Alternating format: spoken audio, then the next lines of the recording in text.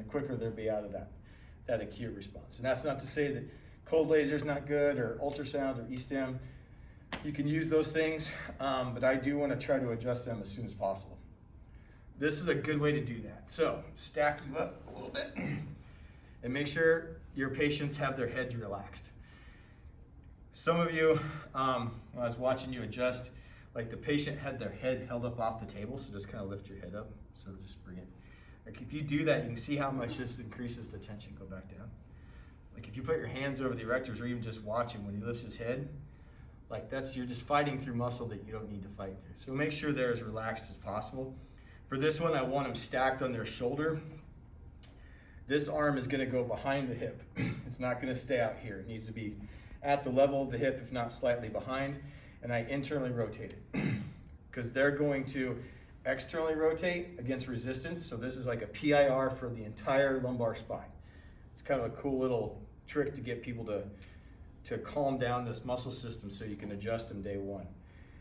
I just put my thumb on the wrist, I internally rotate it, I put this hand on the knee, and all they're gonna do is resist me trying to turn their arm back, so they're gonna turn externally into my thumb, nice and easy. You guys are like, what does that do? It actually puts a low level isometric contraction through the lats. They're like, no, it doesn't, because that's all, if you watch it, it does. So don't let me push. You see how it tightens that up just a little bit. And that's all I want. It's like 20% or less of contraction. So the arm behind the hip is important, because otherwise, yes, then you're just activating external rotators. So I'm here, Mr. Jones, don't let me push. So I kind of push on the thumb, on the thumb through the wrist, and then this knee is gonna do a little mini clam against my resistance. So I'm gonna push down, he's gonna push up towards the ceiling. You guys can see that, how it just turns on this whole posterior oblique sling. For those of you that are standing over there. So don't let me turn, perfect, don't let me push. You hold this for 10 or so seconds, and you say, Mr. Jones, I want you to take a nice easy breath into my hand, only my hand, perfect. And then let this relax.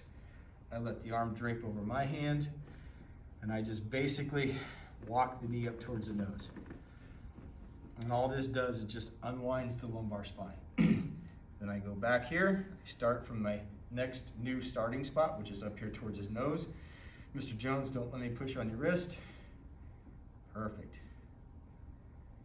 Nice easy breath into my hand here. There you go, perfect.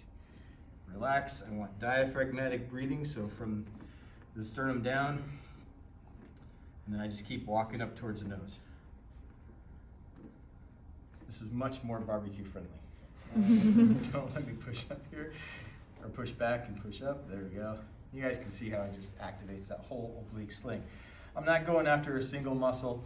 I'm not trying to target the QL or target the erector. I want this whole oblique sling to activate, and then I just unwind the lumbar spine. I do 2 or 3 passes here, then we can usually go right into an adjustment.